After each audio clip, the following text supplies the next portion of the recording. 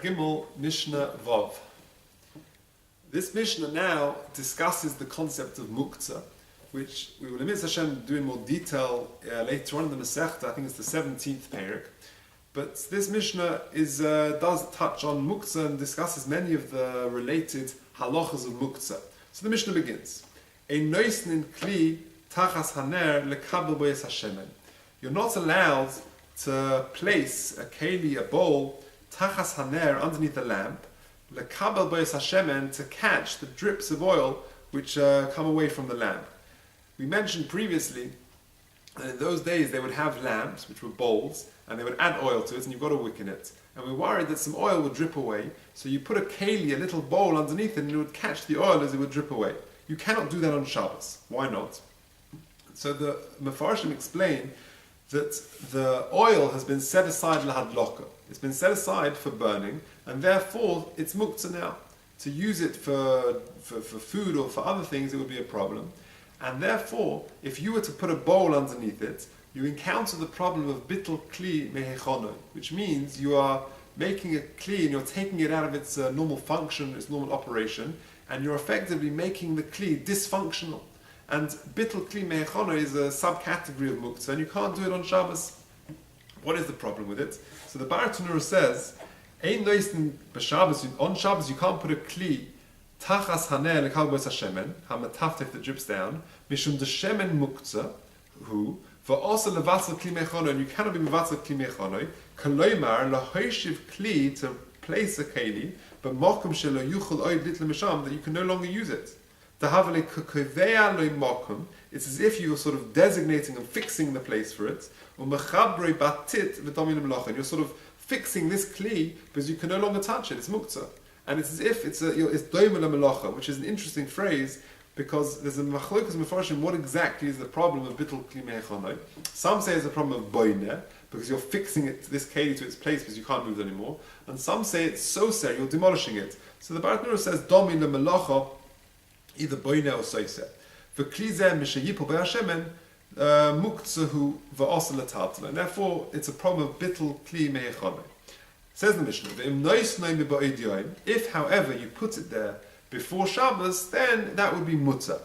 Now Rashi explains that the implication of the phrase is if you put it there before Shabbos, it's mutter, which seems strange because putting a keli somewhere before Shabbos to catch the dripping oil should be mutter. What's the problem with it? So Rashi explains that we may be choshesh, maybe that even before Shabbos you shouldn't put it there, in case on Shabbos, once the oil starts dripping, maybe you would inadvertently move it or something like that.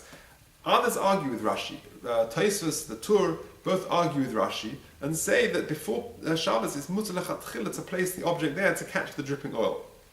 What about the Lashon in the Mishnah? So they say that really the Mishnah should have a slightly different nusach, and it should read avul miba'id yoim noisnin, that before Shabbos it's mutar lechatchila to place the object to catch the dripping oil.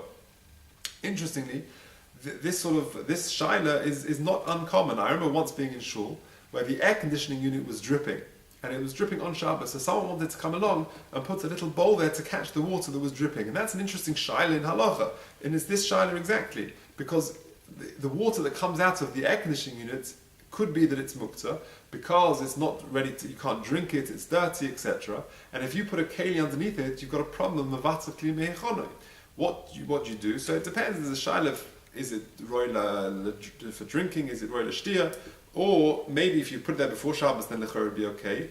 Or perhaps you can put a tin of tuna or something in the bowl. So therefore you've got a shaila bosis l'dava ha'osa v'hamutzah. So it's an interesting shaila to ask a Rav what exactly one can do if the air conditioning unit breaks on Shabbos. But it's rooted really in these sort of principles in our Mishnah. Okay, so continues the Mishnah. Ve'ein ne'oisin mimenu, and you're not allowed to get any benefit from the oil that collected in this keli, because it hasn't been set aside for usage on Shabbos. It's been set aside for hadloka purposes. The Baratanura says, and you can't get any benefit from the oil that dripped out of this candle, this lamp on Shabbos. It's been set aside for burning, for kindling, lighting purposes on Shabbos. Continues the Mishnah. Metaltlin ner chodosh avlo yoshon. you're allowed to move for other purposes a new lamp on Shabbos. Because if it hasn't been used yet for lighting, it's not considered disgusting or grimy or horrible. And therefore, if you want to use it for another purpose, to use it to drink, to pour your orange juice on Shabbos, that would be mutter. However, avalo yoshen, once the bowl, the lamp, has been used, it becomes muktzah machmas mius, which is a category of muktzah, because it becomes dirty and grimy, and therefore it's muktzah machmas mius, and therefore you can't use it even for another purpose. Rabbi Shimon says the Mishnah, kol haneres metatlin, any lamp, whether it's yoshen, whether it's chodesh, you can use it. Chutz min haner hadolik b'Shabbos, apart from a lamp which is actually light, which is actually lit now on Shabbos. Why not? Says the Bar Tanura, ba'oid chutz min haner shehadolik. Says the Bar Tanura, ba'oid shehu doilek also. Whilst the lamp is actually lit, it's also to move it. Gezeira shem yechaber, because you might come to extinguish it. V'les leil Reb Shimon muktzah machmas mius. He's not worried about muktzah machmas mius. V'les leil muktzah machmas issa. He's not worried about touching the lamp itself, which is a muktzah machmas issa. It's been designated for a prohibited use on Shabbos. V'ein halacha Reb Shimon. Continues the Bar Tanura, the halacha is not like Reb Shimon shemata letaltel kol haneres chutz min haner hadolik, who allows you to touch any lamps so long as it's not lit. Shener shehadliku l'leili Shabbos, because once the ner has been lit on Friday night, afal pishe kova, even though late on Friday night it's now extinguished, the light has gone out. On Shabbos morning you come down and the light has gone out. Since it's been, it was muktzah, ben hashmoshes, it's muktzah for the whole of Shabbos. Avol b'shaner is halacha kamoisei, but in all other respect, all other candles, halacha is like him. She'ein muktzah l'Shabbos and muktzah machmas chisaron kis to moed ve'er Shimon. Okay, so the halacha would be that we don't paskin like Reb Shimon in respect. Reb Shimon doesn't hold the muktzah machmas mius. He doesn't hold the muktzah machmas issa, and therefore the only concern is the actual shema yechaber of carrying a lit candle. But the Bar Tanura concludes that with regard to other candles, where there's no problem of muktzah machmas mius or issa, etc., the only problem is muktzah machmas chisar and kiss, and even that Reb Shimon is moide. Reb Shimon is moide agrees to certain categories of muktzah. Okay, continues the Mishnah. Noisnin kli tachas haner. You're allowed to put a vessel underneath a lamp, to catch the sparks that are coming out. Previously, we've been discussing the actual drips of oil that have been coming out, and since those drips of oil have been tangible, they collect in the bowl that you put out, and since the actual oil is muktzah, that makes the keli dysfunctional. There's a problem of bittul kli mehecholoi.